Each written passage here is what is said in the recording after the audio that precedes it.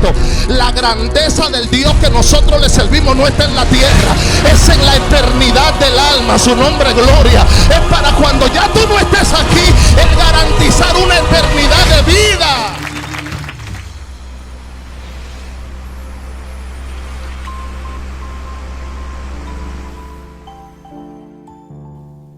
Capítulo 53, libro del profeta Isaías, versículo 4. Y leemos la palabra del Señor en el nombre del Padre, del Hijo y del Espíritu Santo. Ciertamente llevó Él nuestras enfermedades y sufrió nuestros dolores, y nosotros le tuvimos por azotado, por herido de Dios y abatido. Mas Él herido fue por nuestras rebeliones, molido por nuestros pecados. El castigo de nuestra paz fue sobre Él, y por sus llagas fuimos nosotros curados. Todos nosotros nos descarriamos como ovejas, cada cual se apartó por su camino, mas Jehová cargó en Él el pecado de todos nosotros. Señor, gracias. Gracias por tu palabra bendita que nos bendice en esta hora. Señor, tu iglesia, después de adorarte, después de bendecir tu santo y maravilloso nombre, Dios mío, quiere escucharte hablar. Permite que de mis labios salga tu palabra y no la mía. Permite, Dios, que tu sabiduría, Dios del cielo, capitalice mis sentidos. Úsalos, Dios, en esta mañana para ministrar una palabra al alma. Dios, sensibiliza el alma, sensibiliza los corazones, para que de una manera pura podamos recibir tu alimento espiritual. Y luego alabaremos tu nombre, dando toda gloria y toda honra a ti. En el nombre de Jesús, amén. Dele un aplauso al Señor y puede sentarse. Quiero utilizar como tema para esta exposición desde Jerusalén hasta el Calvario. Para nadie es un secreto la vida dedicada, comprometida de nuestro Señor Jesucristo. Mirar toda la trayectoria de Jesús es entender que es una persona que fue una vida, fue un ser humano que desde que abrió matriz tuvo un compromiso con lo que su padre le había encomendado. Nosotros miramos algunos capítulos más adelante, por ejemplo el capítulo 17 del Evangelio de Juan, y vamos a ver a un Jesús que levanta su mano al cielo y hace una oración y dice: Padre, he acabado la obra que tú me diste que hiciese. Pero cuando tú te detienes a examinar la oración de Jesús o lo que Él está diciendo, te sorprende rápidamente, porque Jesús le dice al Padre que acabó la obra, mas sin embargo no ha muerto en el Calvario, mas no está hablando después de resucitar de entre los muertos. Jesús está hablando antes de ir al Gólgota, y algunos podrían preguntarse cómo es posible que Él le diga al Padre que acabó la obra cuando no ha expiado los pecados de la humanidad. Algo importante que siempre he enseñado es que una persona no hace nada con levantar su mano y arrepentirse si luego no sabe vivir vida cristiana. Voy a repetir esto porque es importante. Una cosa es un arrepentimiento del alma y otra cosa es luego mantener una vida de arrepentimiento. A su nombre sea la gloria. Jesús le decía al Padre: he acabado la obra que me diste que hiciese. Pero ¿qué obra es? El enseñar la palabra a las almas, el enseñarle cómo se vive vida cristiana, el enseñar cuál es la interacción o cuál es la particularidad que tiene un cristiano en su diario vivir, cómo se comporta, cómo vive, quién es Dios, cómo se ora, cómo es que debemos comportarnos. Esto fue lo que Jesús hizo. Desde que Jesús tuvo conciencia, empezó a enseñar, empezó a caminar por las aldeas, empezó a ministrar en el templo, empezó a hablar, empezó a dar ejemplo de vida. Podemos destacar que desde el capítulo 3, capítulo 2, capítulo 3 del Evangelio de Juan hasta el capítulo 12, Jesús anda por todas partes enseñando multitudes. Enseñando multitudes. No es hasta el capítulo 13, capítulo 13 hasta el 17, que Jesús termina su ministerio público y se dedica a capacitar la iglesia, a sus discípulos. Es partiendo de ahí que Jesús se encierra a capacitar a los discípulos. Nunca más dio un sermón público. Pero antes de eso, todo el ministerio de Jesús tenía que ver con la capacitación de las almas, con la preparación, con llevar la palabra a los corazones, porque es la palabra del Señor lo que prepara el alma, lo que prepara el corazón de una persona, es lo que le constituye buena tierra. A mí nunca me ha preocupado que las personas vengan a la iglesia y no acepten al Señor a primera instancia. Eso nunca me ha preocupado. Porque usted no puede querer hacerlo todo en un día, porque usted no es Dios. La capacitación y la preparación, la constitución de una vida tiene que ver con una porción hoy de la palabra y otra porción mañana. Tiene que ver con una palabra que de día en día se va posicionando en un corazón y un día explota, un día hace maravillas, un día transforma. Cuando la medida se ha completado, cuando el número se ha llenado de la administración de Dios a un alma, entonces ese corazón sabe dónde acudir. Enseñe la palabra. Jesús se encargó de enseñar la palabra primero. No podemos tener una actividad de amigos en donde tenemos 20 amigos aquí y quererlos convertir obligado esa noche. Usted no es Dios para convertir a nadie. La iglesia no convierte, la iglesia predica. El Espíritu Santo es que transforme el alma, su nombre sea la gloria. Usted lo invita a la casa del Señor y deje que el Espíritu Santo obre. A su nombre sea la gloria. ¿Sabe qué sí usted debe hacer? Orar primero para que suceda después. Pero el día de la actividad le toca a Dios. El día de la actividad le toca a Jehová. Deje al Espíritu Santo obrar. Es que hay gente que cree que son Padre, Hijo y Espíritu Santo. Deje al Espíritu Santo obrar. Ore por allá, ore tranquilo. Hay una actividad, fájese a coger ayuno. Cuando llegue el día de la actividad es que el Señor le dice: ahora siéntate tú y déjame a mí trabajar con el alma. Porque el hombre no sabe bregar con el alma, su nombre gloria. El hombre no puede, es el Espíritu Santo que transforma. Es el Espíritu de Dios que convierte. ¿Qué hizo Jesús? Recorrer aldeas, pueblos, ciudades. Cuando usted busca el ministerio de Jesús, se circunscribe a 3 años y medio aproximadamente. Mas sin embargo, su muerte expiatoria sucedió en un día. Esto es sin dejar de lado que los otros 30 años Jesús no estaba estático en un lugar. Desde los 12 años daba enseñanza. A su madre le dijo con 12 años: no sabías que en las cosas de mi padre debo estar. Desde los 12 años confundí el pensamiento de los religiosos. Desde los 12 años estaba en una actividad constante en la tierra. La Biblia lo circunscribe su ministerio desde el momento en que Juan lo bautiza. A partir de ahí contamos casi 3 años y medio. Pero la muerte de cruz fue un solo día. ¿Por qué hubo que esperar 3 años y medio para expiar los pecados de la humanidad?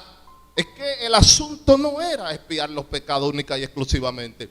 Era enseñar que esa redención, que ese precio que Jesús pagó por ti, tú tenías que mantenerlo en la tierra con un conocimiento de cómo se vive vida cristiana. Yo he visto a los hermanos, los amigos venir a actividades, ser tocados por la palabra, llorar aquí, pero se van y no saben más nada que hacer. Yo los he visto convertir y usted también llorar, y al otro día se levantan y en vez de doblar las rodillas, orar al Espíritu Santo, al Padre, al Hijo, se presignan. Porque no tienen, no es porque son malos, es porque no saben cómo se hace. Yo no sé si usted lo puede entender, es que no saben cómo se hace. Es más importante una capacitación, un discipulado, que un arrepentimiento sin conocimiento, porque va a caer otra vez. Y Jesús se prepara y Jesús camina a la tierra regando la palabra, dando ejemplo de cómo se vive, enseñando cosas maravillosas. Pero hoy yo quiero circunscribir este mensaje a 5 o 6 puntos muy específicos de algunos eventos que tuvieron lugar en la última semana.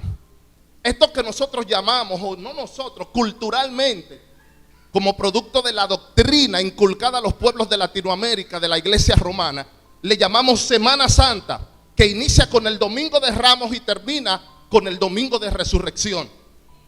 Toda esa semana sucedieron un conjunto de eventos que son importantes. Desde que Jesús entra por las puertas de Jerusalén en la última semana, se posiciona esto como un domingo, que Jesús entra por las puertas de Jerusalén, empiezan a suceder algunas cosas que tienen que darnos algunas enseñanzas.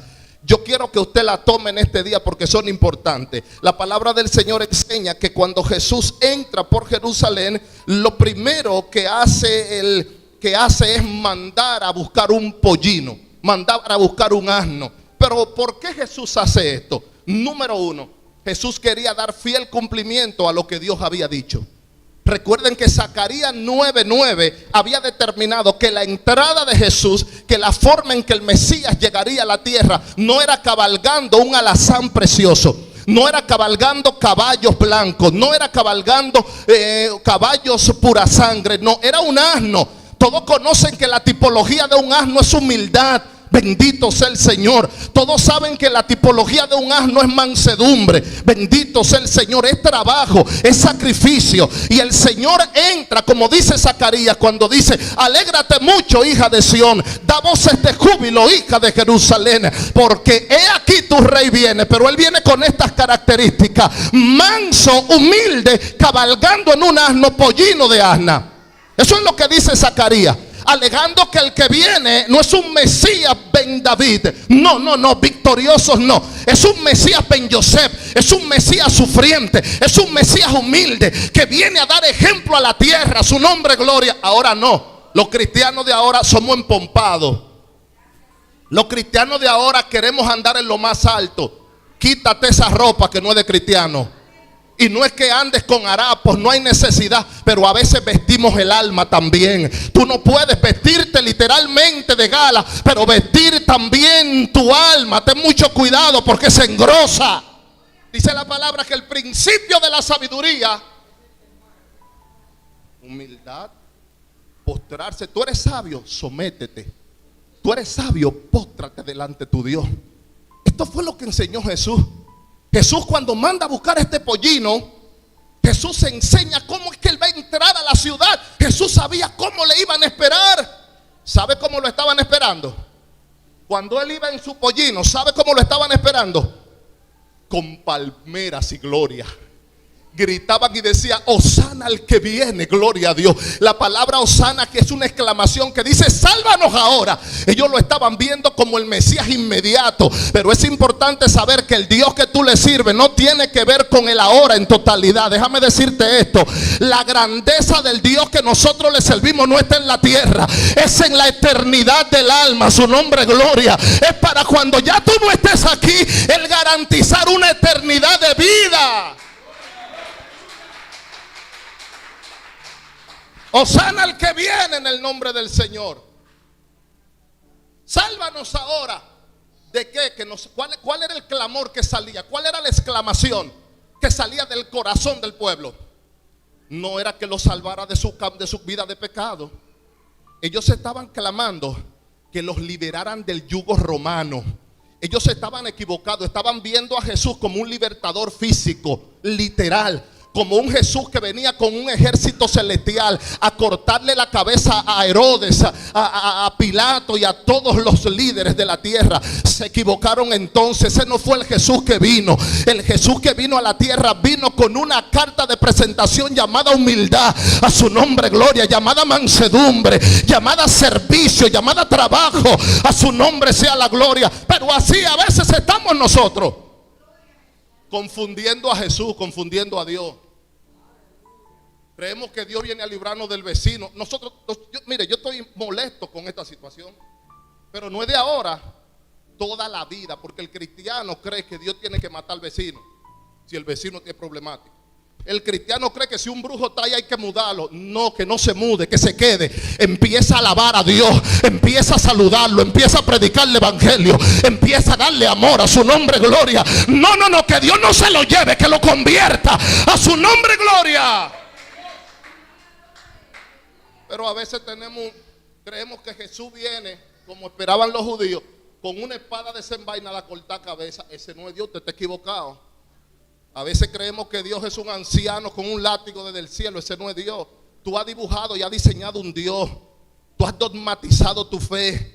Tú has creado estereotipos. Tú has puesto en tu cabeza paradigmas. Ese no es Dios. El Dios que la Biblia habla es un Dios que ama. Y cuando se parte desde el amor, se llega a puerto seguro. Se llega a lo que es la realidad de la misión.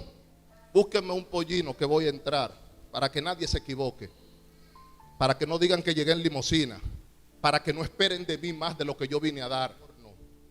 Jesús conoce el nombre que va a tener tu hijo cuando aún no ha nacido. Jesús conoce las libras, cuánta onza va a pesar el bebé. Dios sabe cuál será tu casa. Dios conoce. Hay personas con un temor terrible a la muerte, a la vejez, al tiempo de jubilación. No tengas miedo, no te afanes por el día de mañana. Él trae su propio afán. Apriétate hoy, asegúrate hoy, a su nombre gloria. Porque si tú le eres fiel a Dios hoy, Dios te será fiel mañana. Bendito sea el Señor. Oye, yo he visto a Dios hacer maravilla. Bendito sea su nombre.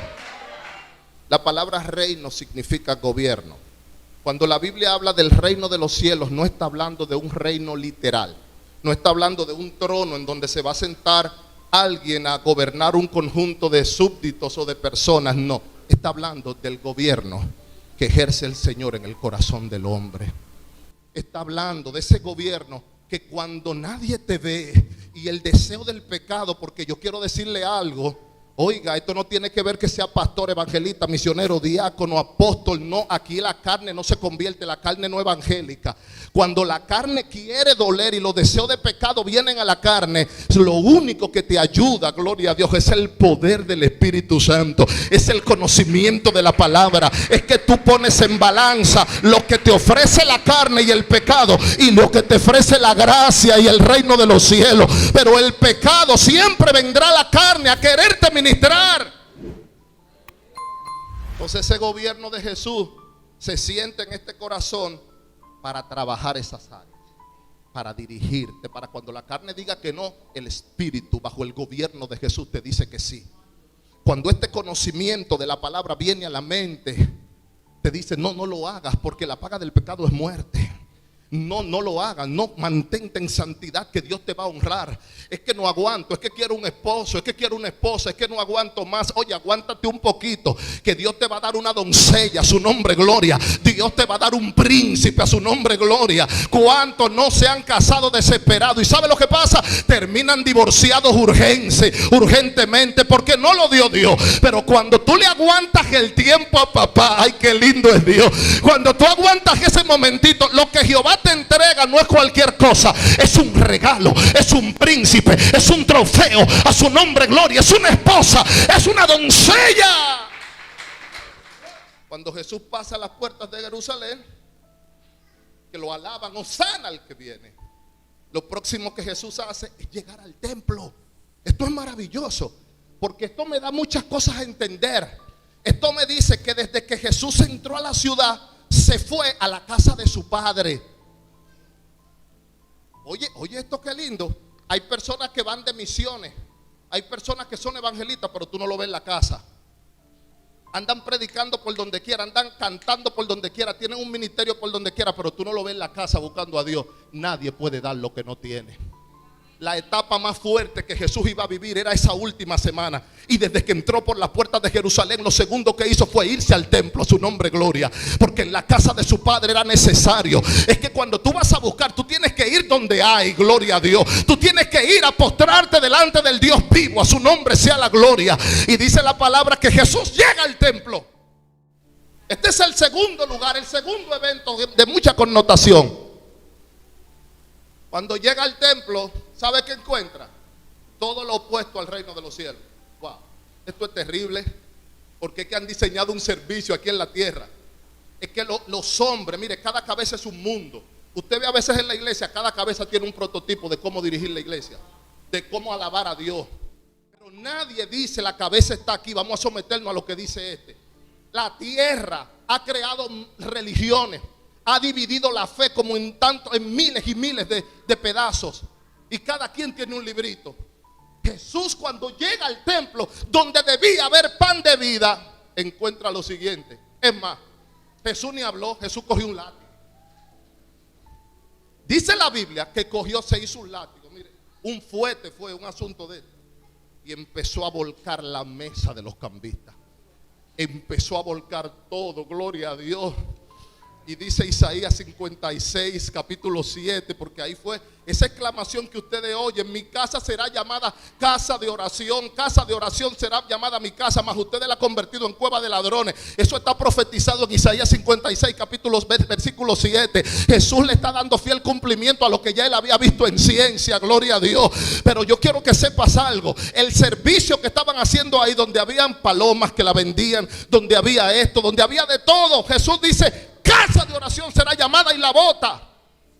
Pero Jesús no está molesto porque había comida en la casa, no. De hecho, siempre en el templo hubo comida. Nunca faltó la comida.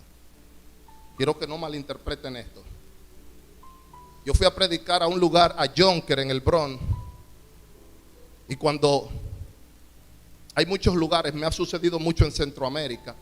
En Estados Unidos lo vi 2 veces. Que antes de tú predicar te dan comida. Lo veo lindo porque ellos no saben con la condición que tú vienes.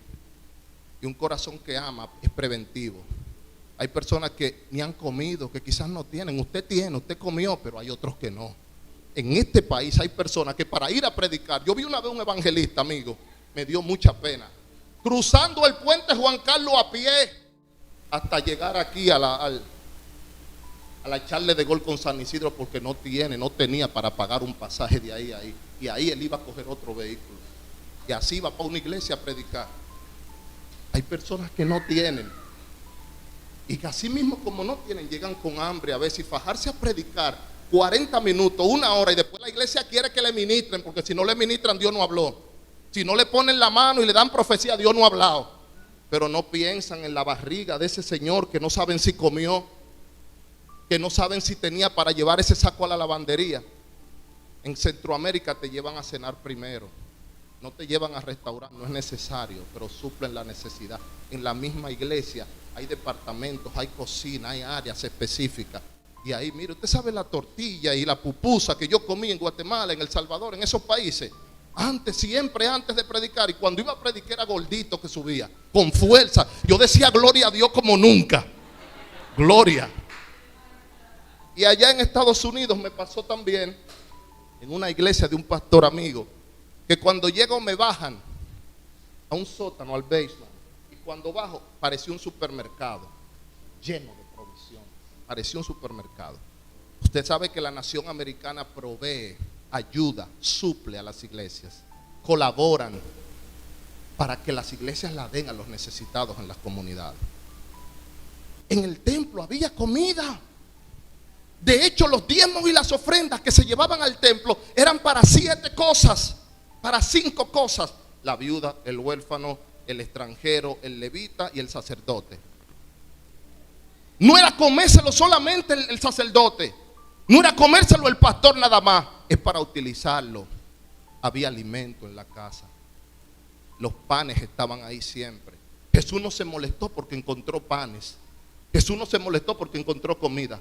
Jesús se molestó porque encontró comercio, porque estaban haciendo negocios en la casa de Dios, porque los cambistas estaban ahí. No sé si algunos sabían, pero la ofrenda que se llevaba ese día al templo, ese día que Jesús llegó, no era era una ofrenda que, si era económica, tenía que ser, no podía ser la moneda romana ni podía ser extranjera, no se recibía.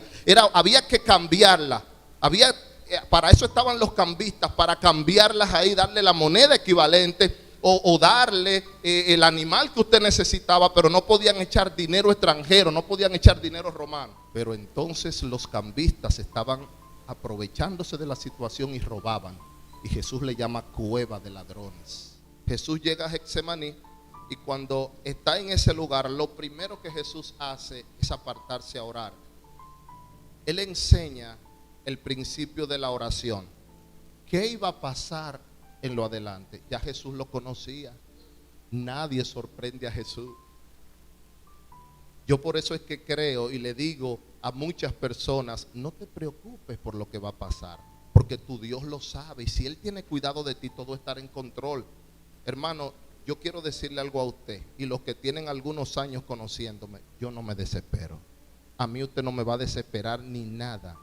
Yo tengo fiel confianza o plena confianza en el Dios. Lo único que me impacienta es cuando estoy mal. Si le he fallado a Dios, pierdo los beneficios.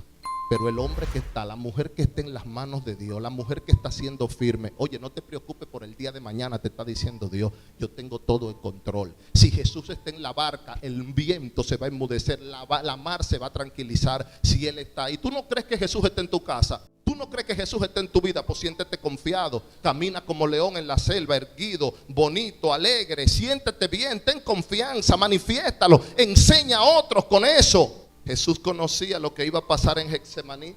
¿Y sabe qué hace Jesús? Conociendo lo que viene, lo primero que hace es orar, hablar con su Padre. Aquí hay un principio lindo ante las más grandes adversidades, cuando los pronósticos, cuando el temporal, cuando ve que viene algo grande, pero habla con Dios. La oración eficaz del justo puede mucho. Eso es terrible. Y mandó a los discípulos a orar y se fue a orar. Pero lo segundo que puedo ver ahí bonito es que Jesús le dice al Padre, o Jesús dice, mi alma está angustiada hasta la muerte. ¿Por qué Jesús tenía esa aflicción? ¿Porque él tenía miedo de lo que iba a pasar en el Gólgota? No. Jesús le dijo a los discípulos en una ocasión que le dijeron, no vayas a Betania, porque Herodes te busca para matarle. ¿Sabe lo que él dijo? Vayan y digan a esa zorra, yo hago mi obra hoy, la continúo mañana y la termino al tercer día. Jesús hablando de su resurrección al tercer día. De manera que Jesús tenía un conocimiento claro de toda la vía dolorosa. Nadie sorprendió a Jesús. Jesús no decía, mi alma está afligida, angustiada hasta la muerte por lo que iba a pasar en la cruz. No, sino porque el peso del pecado caería sobre él. Porque la culpa del asesino, del ladrón, del mentiroso, de todo el pecador caería sobre él que no había pecado. Mediten eso. Si lo medita lindamente, usted se va a afligir. El justo por los pecadores. Jesús sufrió tus dolores. Jesús murió mi muerte para que yo viva su vida. Su nombre, gloria. Soy un mal agradecido cuando me comporto distinto a eso, a lo que Él está esperando de mí. Cuando me comporto con rebeldía, con mentiras, cuando me comporto con desobediencia, soy un mentiroso. No reconozco el padecimiento, la cruz, la vía dolorosa, el Gólgota, el Calvario, los clavos, las heridas, las estocadas, el vinagre. Y gloria a Dios y aleluya. Y me voy con Él. Y cuando salimos por ahí se nos olvida. Yo quiero que coja Mateo capítulo 26. Léame todo eso y aplíquelo diario, medítelo diario. Si usted medita lo que Cristo hizo por usted, no vive igual. Se acaban las mentiras. ¿Por qué yo hablo de mentira? Porque la mentira se está comiendo al pueblo del Señor. Que ni me relaja porque yo digo, me dice, pastor, y la mentira. Cuando hago algún relajito, la mentira hay que sacarla del pueblo. Porque el que miente es hijo del Padre. Eso es lo que dice la Biblia, porque el padre de mentira es fulano. No hablemos mentira. No justifiquemos nuestros errores. Mire, por una culpa, por nada, una esposa, un esposo, un hijo, nadie. Dígale, me equivoqué. Señor, aquí estoy, me arrepiento. ¿Usted sabe por qué no podemos mentir? Porque Dios es verdad y no hay comunión entre verdad y mentira. Yo creo que en el momento que yo miento debo darme mi arrepentidita después. Literalmente. Porque la mentira es igual que un asesinato. La mentira es igual que un robo.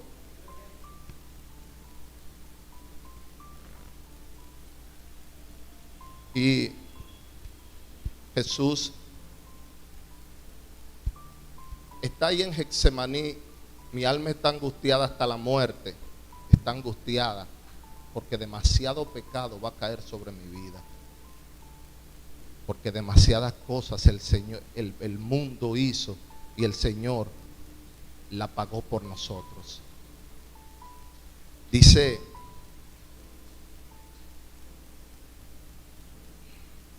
aquí voy a terminar porque se ha extendido mucho con este punto. Sabe que cuando Jesús está orando, Él regresa a ver los discípulos, ya Él los mandó a orar y están roncando. Él lo encuentra roncando y le dice, pero ustedes no han podido orar ni aunque sea una hora no han podido. Pero yo no estoy hablando, aquí de quien se está hablando no es de Ernesto, no es de Francisco, se está hablando de los que caminaron con Jesús ungido, escogido por el Padre. Se está hablando de hombres súper sobrenaturales, porque aquí nadie tiene la unción de Pedro. Pedro caminaba por un lugar y con la sombra de Pedro se sanaban los enfermos. Estamos hablando de hombres con una posición espiritual enorme, mas sin embargo, roncando estaban cuando el Señor vino. ¿Qué me está diciendo esto? Hay mucho que aprender de ahí. Número uno, orar no es fácil. Y si usted comprende eso, usted entonces entenderá a las personas y los ayudará a superar ese paso. Jesús lo ve y cuando vuelve y se va, a la tercera vez vuelve y lo encuentra durmiendo otra vez. Pero déjeme buscar, que yo no puedo dejar de leer eso, para que usted vea la forma en que Jesús trató este caso. A mí me sorprendió. Vino luego a sus discípulos y los halló durmiendo y dijo a Pedro, ¿así que no habéis podido velar conmigo una hora? Velad y orad para que no entréis en tentación. El espíritu a la verdad está dispuesto, pero la carne es débil. Otra vez se fue y oró por segunda vez diciendo, Padre mío, si no puede pasar de mí esta copa sin que yo la beba, hágase tu voluntad. Vino otra vez y halló los discípulos durmiendo, porque los ojos de ellos estaban cargados de sueño. Y mire ahora qué dice el verso. Y dejándolos se fue de nuevo y oró por tercera vez diciendo las mismas palabras. Entonces vino a sus discípulos y le dijo, dormid. Aquí hay muchas cosas que entender. Y lo primero que me impresionó aquí es la forma en que Dios, Jesús, ejerce su gobierno en el corazón del hombre.